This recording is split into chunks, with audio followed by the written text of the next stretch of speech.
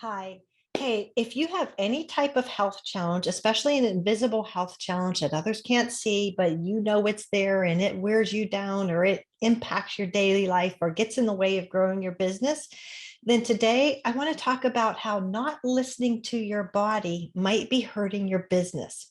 So I'm Simone G. John Giordano, and I help individuals who work from home, have their own business, create a lifestyle and a business that supports your overall well-being, your business goals, and a life of joy and happiness. So anyhow, let's talk about what it means to even listen to your body.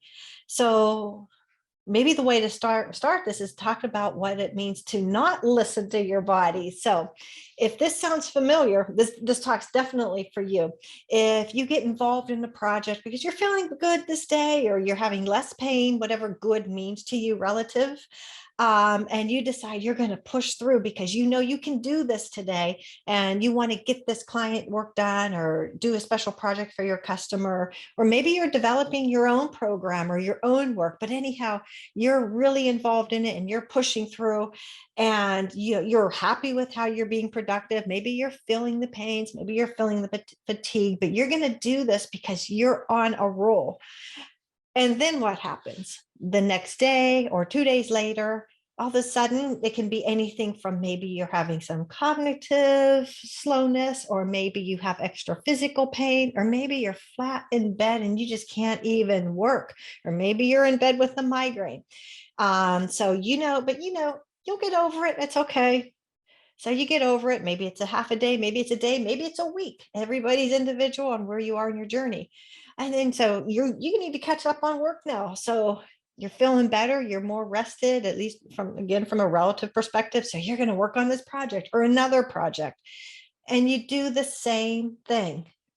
And then you're worn down again. But then you rest up, or you just take some solid time and you're feeling better again. That's what I call the cycle of setbacks. And the reason we have the cycle of setbacks is because we don't listen to the signals our body is giving us. And the impact is, or can be, lost financial revenue, potentially lose a client. It could be that, hey, maybe you need to go get extra help. Maybe you need a massage, or maybe you need to take extra medicine, or whatever it is for you. So you have extra expenses. You lose opportunities. Maybe you aren't able to show up in a good way with energy and with feeling cognitively sharp and so forth, and you miss opportunities where you could be making even more money in a way that's even more aligned with you. So you get stuck where you're at. So those are just a few of the ways that it can be hurting your business. And it also is hurting your well-being. That's a fact. If you're constantly going up and down like this, there's no way that you can improve your physical well-being in a sustainable way. And the long-term impact of that, quite frankly, it's really hard to put a dollar amount on. It's really hard to put a impact from a social perspective. So there's so much to lose by not listening to our bodies. Another example would be is if you listen to your body and you start to learn the signals that you're receiving. Maybe you start to feel a little tightness, and for some people that might be stress. For somebody else that might be maybe you have a herniated disc that's starting to pull and so forth, due to posture, due to not having a really good ergonomic setup, or due to pushing too much, to working too long and so forth, or to bad posture. Then that's going to impact the quality of your work. It's going to impact your energy. Now, if you start to notice that sooner than later, you can adjust for it. And you can adjust for it by a couple ways. You can change your seating.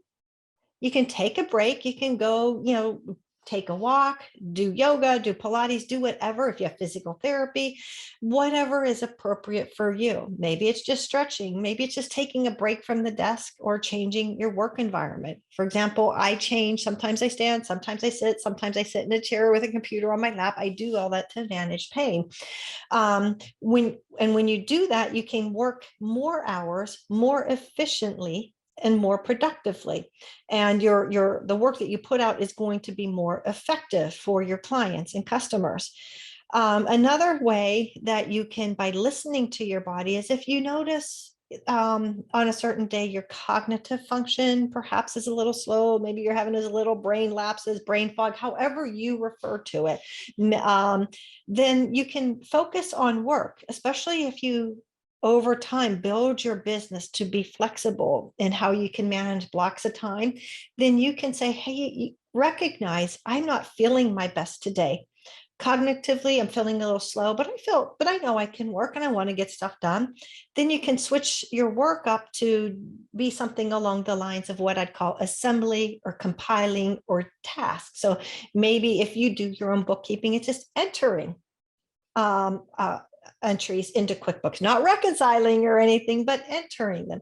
Or maybe if you, for example, do email marketing, it's compiling them. It's not writing the content, it's just compiling, or it's scheduling social posts and so forth.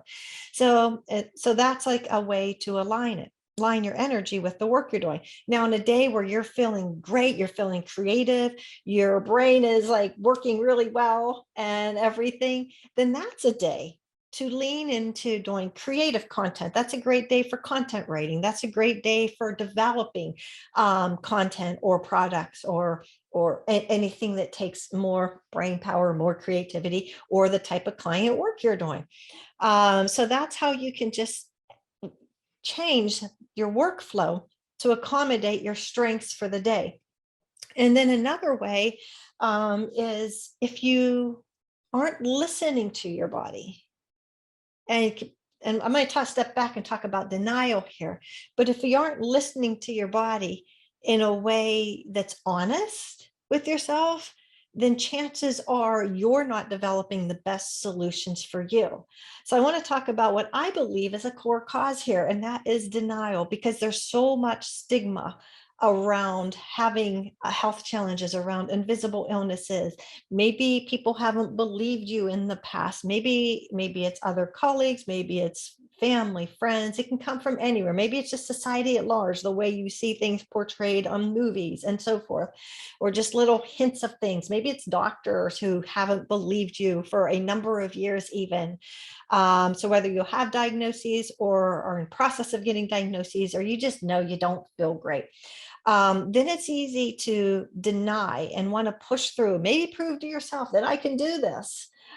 Trust me, that's not going to get you where you want to go. I've learned that lesson the hard way many years ago, time and time again, to the point that I shut my first business down 3 times between 2008 and 2012. Thankfully, I seem to have learned my lesson and how to accommodate and listen to my body, that I haven't had a shutdown since 2012. So these lessons are coming from a place of experience. So when you, again, when you think you deny, maybe you don't want to be associated with that weakness. Maybe you just want to prove to yourself. But no matter the reason, if you aren't truly accepting the limitation or a health issue and the impact that it has on your life, then chances are you're going to try to do things the way other people do them, the way you do them, the way that's what we do. We go by our default. But when you recognize, hey, you know what? I struggle to do that, or I can't do that. Maybe it's work for an extended period of time. Maybe it's work for more than 15 minutes at a desk. Maybe it's work for 2 hours. Maybe it is work for more in a 4-hour block, wherever you are on your journey. Or maybe it's maybe it's sitting at a desk. I didn't sit at a desk for years.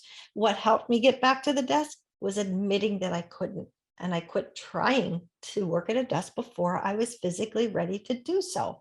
So when you stop and accept that limitation, I might call it for what it is. It's a limitation.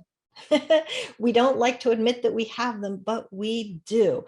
And it takes courage to admit that you have a challenge. So I guess maybe that's something I really want you to take away, is to let go of the notion that it is weak to have a health challenge. Let go of the notion that it's weak to admit you have a health challenge. It takes courage to do so, especially in our current culture. So when you step up and have the courage to say, I can't do that. Or if I do that, this is the negative consequence. You gain the power to make the decisions that are going to be good for your health and your well-being and your business. And it has nothing to do with what I do, what the next person does, or anybody else in your life or on social media does. It's all about what works for you. But to do that, then you have to step back, take time, and learn to listen to your body. So there's little signals you're getting. We get these signals all day long, and it's up to us to listen to these. And you can learn to do that. One of the quickest ways is to take a scenario of when you felt real at your best and you put yourself in that place, literally put your place in there in your mind, and you walk through that. You walk through everything that was going on in your life that around that time, that day leading up to it, and so forth. And then you do the same thing with a time where you are having all kinds of symptoms, and you start to, not only will you start to recognize causes and triggers in a different way. I'm sure you already know, like, oh, these are my triggers and that, but you might not really feel them or recognize them. And we want to feel them as early as we can. And this is not the same as being hyper vigilant, like, oh my gosh, I feel that. What am I going to do? No, it's just an awareness. It's an acceptance and awareness. It doesn't need to cause a little stress. And we use that information to make better decisions then. So once you start, maybe you start to recognize as soon when you wake up or a certain point of day, that cognitive change, and you just embrace it, you feel it, and you think about, what can I do differently?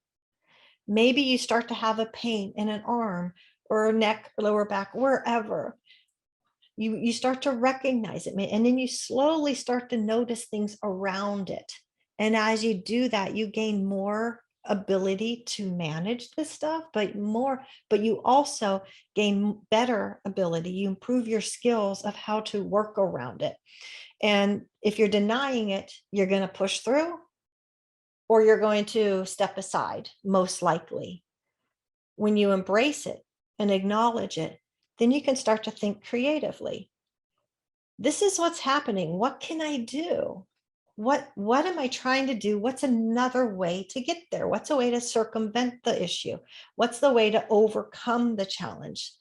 To find solutions that work for you. So I'll go back to the concept of physical pain, where I have for years at time not been able to hardly use one arm.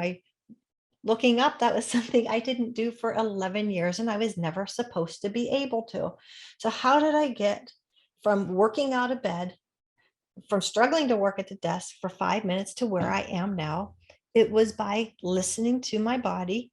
And then from there, being curious and thinking about, okay, I can't sit at the desk. What's the best way for me to serve my clients? And that my solution was working out of a reclining chair with a computer on my lap. And from there, that gave my body more rest, that it helped me manage the pain better and slowly get to back of the desk. But also I approached it with curiosity, saying, okay, what's the goal I want? I can't just get at the desk. So I hear you if you're saying, oh yeah, that all sounds good. I've tried that. It doesn't work for me. I get it. That alone didn't work for me either, but it opened the doors for curiosity so that I could go and find the right kind of help that would work for me. And trust me, I've been told by physiatrists who are rehab doctors, doctors who have read my MRIs and all that, that I was not supposed to be able to do what I'm doing here, sitting here talking to you like this. I kept searching. I was curious. And eventually I found an individual who was able to help me. So it's also maintaining hope along with that curiosity, along with, hey, how can I do things different in a way that works for me? But again, you can't do that if you're sitting in a place of denial. So that's just a few tips that, I wanted to share with you today.